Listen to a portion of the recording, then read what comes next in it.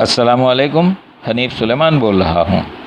مقافات عمل کے سلسلے کا ایک واقعہ نشر کر رہا ہوں۔ مصنف کہتا ہے، پروفیسر کاشمیری کا تعلق ایک دینی تحریک سے تھا۔ خوبصورت شخصیت کے نستعلیق انسان تھے اور لاہور کے ایک بڑے کالج میں پڑھاتے تھے۔ مجھے اس کالج کے ہیڈ کلرک مرزا صاحب نے، جو بعد میں دیال سنگھ کالج میں آ گئے تھے، اور اس طرح ان سے کئی سال کی رفاقت رہی، یہ بتایا کہ کشمیری صاحب عجیب متضاد خصوصیات کے حامل تھے۔ صوم و صلات کے پابند، بہت بااصول، مگر احساس برتری میں بری طرح مبتلا تھے۔ چھوٹے طبقے کو تو انسان ہی نہیں سمجھتے تھے، یعنی نہ ان کو سلام کرتے اور نہ سلام کا جواب دیتے تھے۔ اس سلسلے میں مرزا صاحب نے ایک بہت ہی افسوسناک واقعہ سنایا کشمیری صاحب کے متعلق۔ کہنے لگے کہ اس کالج کے اسٹاف روم کا چپراسی ایک نوجوان لڑکا تھا اور بہت خوبصورت اور بڑا ہی خوش اخلاق تھا۔ بیچارہ باپ کی وفات کے بعد میٹرک بھی نہیں کر سکا اور یہ حقیر ملازمت اختیار کرنے پر مجبور ہو گیا تھا، ورنہ اس کا رویہ بہت باوقار تھا۔ وہ ایک خوددار نوجوان تھا، مالی تنگی کے باوجود کسی سے سوال نہیں کرتا تھا۔ مرزا صاحب نے یہ بھی بتایا کہ پروفیسر کشمیری نے اپنی الماری میں شیشے کا ایک گلاس رکھا ہوا تھا۔ جب بھی ضرورت ہوتی وہ چپراسی کو گلاس نکال کر دیتے اور اسی سے پانی پیتے تھے۔ گرمیوں کا موسم تھا، کشمیری صاحب نے گلاس اس نوجوان کے حوالے کیا اور اسے پانی پلانے کا حکم دیا۔ انہوں نے پانی پی لیا تو اس نوجوان نے اسی گلاس میں پانی بھرا اور خود بھی پی لیا۔ پروفیسر صاحب نے اسے اپنے گلاس میں پانی پیتے ہوئے دیکھ لیا، بس پھر کیا تھا، وہ شدت کے ساتھ اول فول بولنے لگے اور اسے کھینچ کر تھپڑ بھی مارا۔ اسے خوب برا بھلا کہا، تانے دیے کہ تم نے جرأت کیسے کی میرے گلاس میں پانی پینے کی، اور گلاس اٹھا کر ڈسٹ بن میں پھینک دیا۔ پروفیسر کشمیری نے نوجوان چپراسی سے یہ سلوک سب کے سامنے روا رکھا۔ اس پر وہ لڑکا صدمے سے بے حال ہو گیا اور بری طرح رونے لگا اور بڑی دیر تک ہچکیاں لے کر روتا رہا۔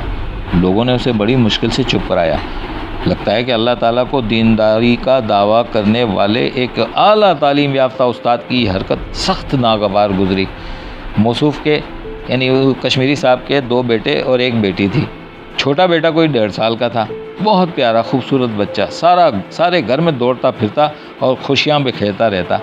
اس واقعے کو چند ہی روز گزرے تھے کہ پروفیسر صاحب نے جو اس چپراسی کو مارا تھا، اس واقعے کے کچھ چند ہی روز گزرے تھے کہ پروفیسر صاحب کی بیگم گھر کے کاموں میں مصروف تھی۔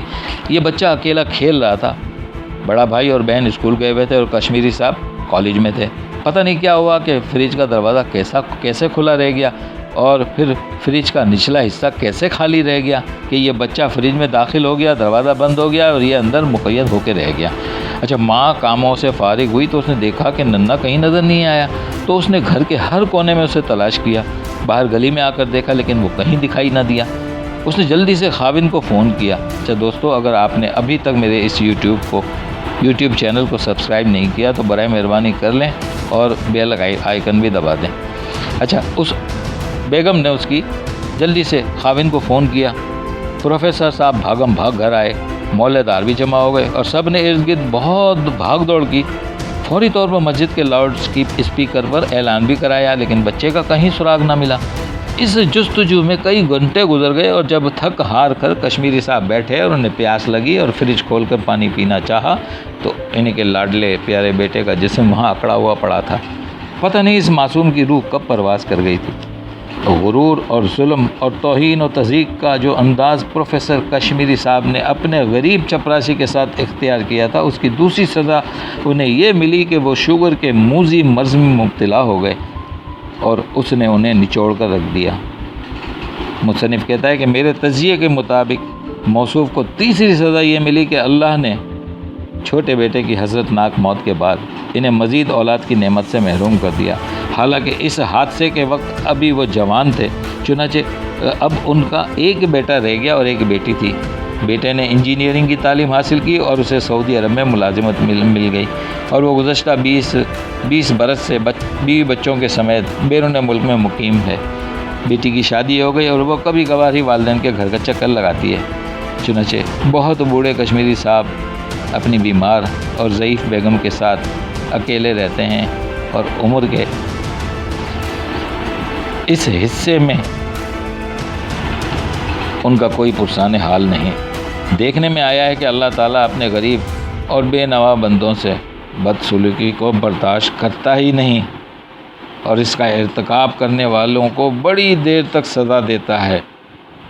آج کا پیغام ختم ہوا۔ السلام علیکم ورحمۃ اللہ وبرکاتہ۔